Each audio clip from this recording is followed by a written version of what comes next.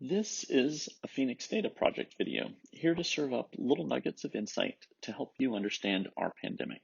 Today, 10/20/2020, arguably San Francisco's biggest mistake of the pandemic, happened on this day. A mistake which contributed mightily to our current brush with ICU saturation. Before I get into the meat of this video, I need a little bit of setup.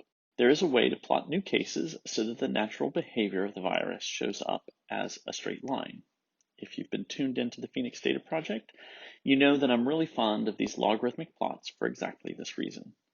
Please don't worry about the name of this plot. The only thing you need to know is that on this type of plot, the virus naturally progresses in straight lines.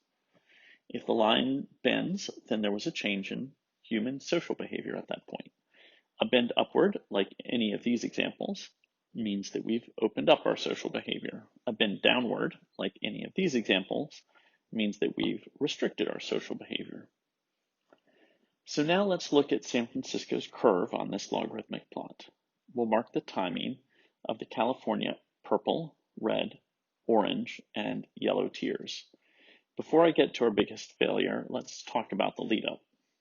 On September 30th, San Francisco opened up indoor dining at 25% capacity, and some private parties certainly followed. Given that COVID-19 spreads indoors unmasked, this was a substantial reopening move. Because people take a couple of days to get infected and then take another couple of days to become sick, the effects of the reopening don't show up for a week to 10 days after the policy shift. By October 10th, we were starting to see the effects of indoor dining and other reopening that happened at the start of October.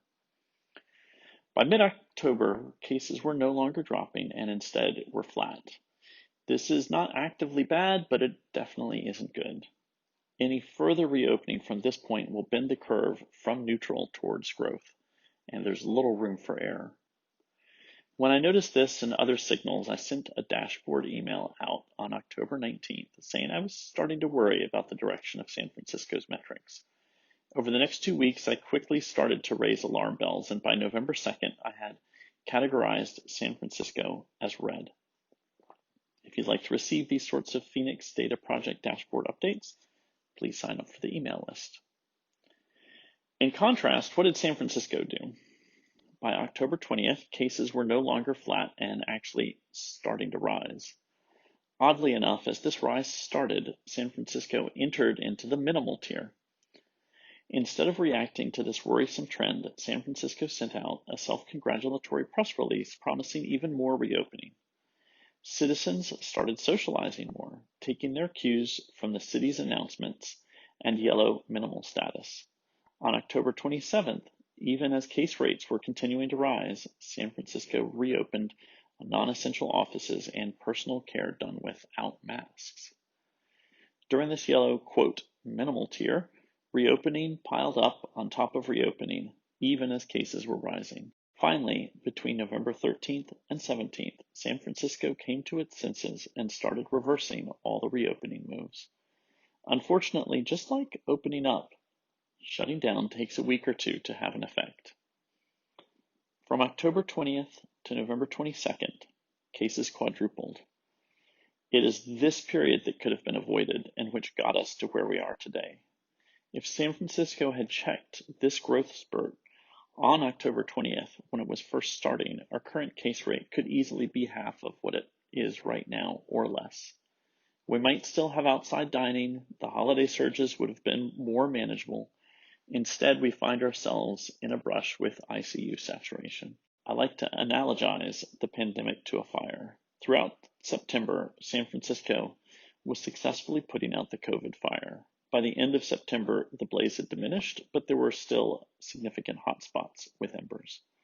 On September 30th, San Francisco threw a bit of fuel on the fire with indoor dining. Instead of watching vigilantly to see if the fire reignited and needed to be controlled, San Francisco looked away, started congratulating itself, and tossed some gasoline on the fire. The virus takes advantage of complacency and hubris. The 3 weeks in the quote minimal tier were a disaster. To prevent this type of disaster during future surges, San Francisco needs to fix the inadequate metrics it's using to track this virus. The next couple of videos in this series will talk about what fixes could be made. In addition to videos, I try to do as much as I can with the information I can get my hands on.